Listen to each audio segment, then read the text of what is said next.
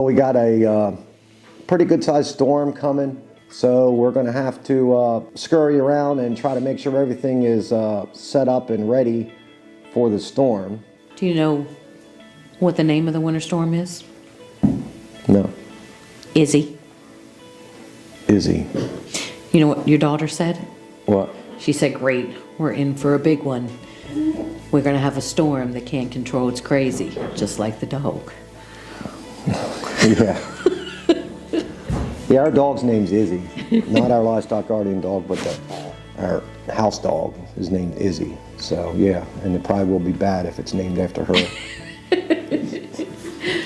But anyway, it's probably 17 to 20 degrees out now. It's supposed to warm up a little bit today, not too much, but high 20s, I think. And then tomorrow, the snow's supposed to start around 1 o'clock in the afternoon. And they say it's supposed to snow all night, and we may get about 15 inches, they're saying, or so. The problem is the wind. It's supposed to start to be super windy, and we're supposed to get 20 to 30 mile an hour winds with 40 mile an hour, 45 mile an hour wind gusts. So that's what we're more concerned with than the snow itself, is losing power.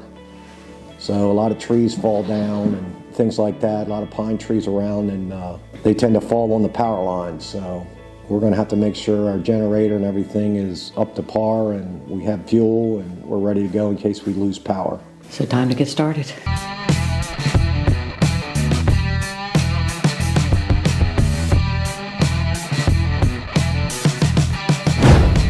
Gotta get ready for the snow. Oh, you want kisses, but you can't have them. Why are you inside? Huh? Uh-oh. They hurt us. Spencer likes that snow, don't you, Spencer? Oh, Spencer. Can you be such a big boy? Yeah, because he's got his coat on all the time, so he's nice in the snow. All right, I guess first thing, let's see what we can figure out for the turkeys. Since you built them that nice turkey tractor. And they used it for a while, and then they just stopped using it. Yeah. I think they're too fat and don't want to jump up on the thing. But they end up nesting out here. Right on the ground. Right on the ground, so we can't have that with all the snow coming. Yeah, with all the snow. So, I don't know. Maybe our best bet is we just put them inside the chicken house. Yeah, we can stick them in the chicken house. Yeah, we'll just walk them in there. But there's a turkey shelter. It's got a roof and everything. They just end up sleeping on the ground right here next to it. But like I say, I think it's because they're fat. Well, they don't seem very sturdy when they are perched. They seem very nervous. Yeah, so I'll try to put a floor in that thing or something to where they can get up in there. And maybe some sides to block the wind. Yeah. Maybe we can encourage them to get up there and lay their eggs. Yeah. Instead of out in the pasture to feed Spencer every time they lay. Well, he likes that. I know he does, but he eats 2 eggs every day. Yeah, turkey eggs. Big old eggs. He knows they go to lay, and they'll lay in all different places in the field, usually in the leaves, and he'll wait. And he knows. He'll chase them off their egg and eat it. So I think that'll be the easiest thing. We'll just move them in the chicken house, so at least they're not being snowed on.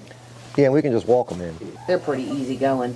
So I guess next thing we should do is get the truck ready. Yeah, we'll get the truck ready to get the chains on and the plow hooked up. Yep.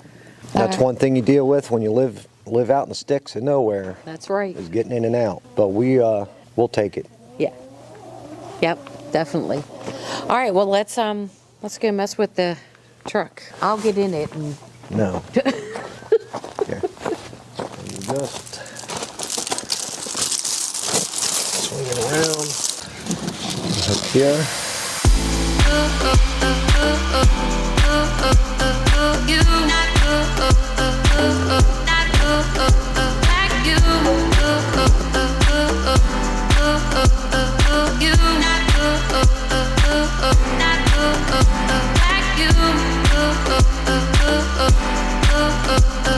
You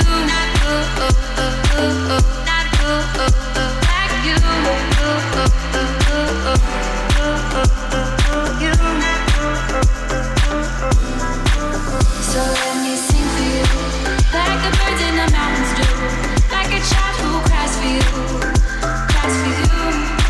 So let me sing for you, about the streets and the avenues. There's nothing I'd rather do. All right, well, everything's on, so we'll be ready when things happen.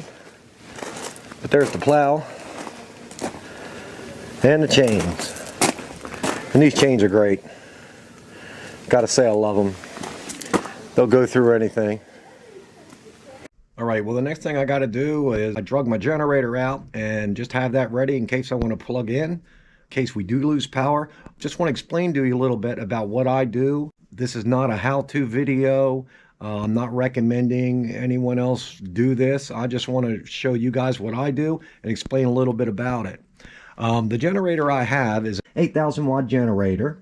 Basically what I do, if we lose power, so I'll shut the main off, and then what I'll do is I'll flick off anything I don't use. Say if I don't need to run water, I'll shut my well pump off, I'll shut the stove off. Any 220 big items that I don't need, I'll go ahead and shut that off. Then I'm just made up a temporary cord. I'm going to do a permanent thing, but for right now I have a temporary cord that I put a plug on the end of, and this basically will plug into my 240 line here on my generator, and the other end is just bare wires.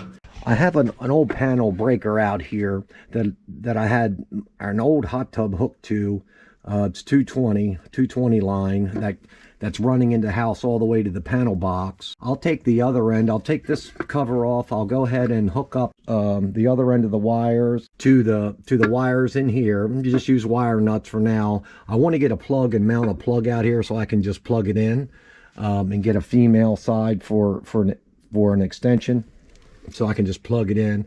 But for now I just wire it back. The power from the generator, it sends the power back to my breaker box. It'll power the whole panel box, both sides. And that's basically what I do. You just got to make sure that you turn off things you don't need, that you're not going to use, because you don't need to send power there. And the other thing is you want to make sure you have a generator big enough to power what you're trying to run. Because if you're bogging down your generator and you're running 220 stuff inside, that could damage your well pump or something like that. So you just want to make sure your generator is big enough to power for what you want to power. That basically will power our 2 refrigerators that we have, as well as we have a chest freezer. It'll make sure that stuff stays good, and we can watch TV or internet if that's available, or anything else we need to do. So this basically works well with us. One thing I do want to throw out there is the problem with these generators are you fill them up with gasoline, you use them one time, it's still got a bunch of gas in it, and then you don't use it for another year or so, that gas will gum up in your generator. So I would recommend when you stop using these, you would just turn your gas off here and let the generator run until it runs out of gas. That gets everything out of the carburetor, because the gas nowadays, the regular unleaded gas nowadays, it gums up and gels up when it sits.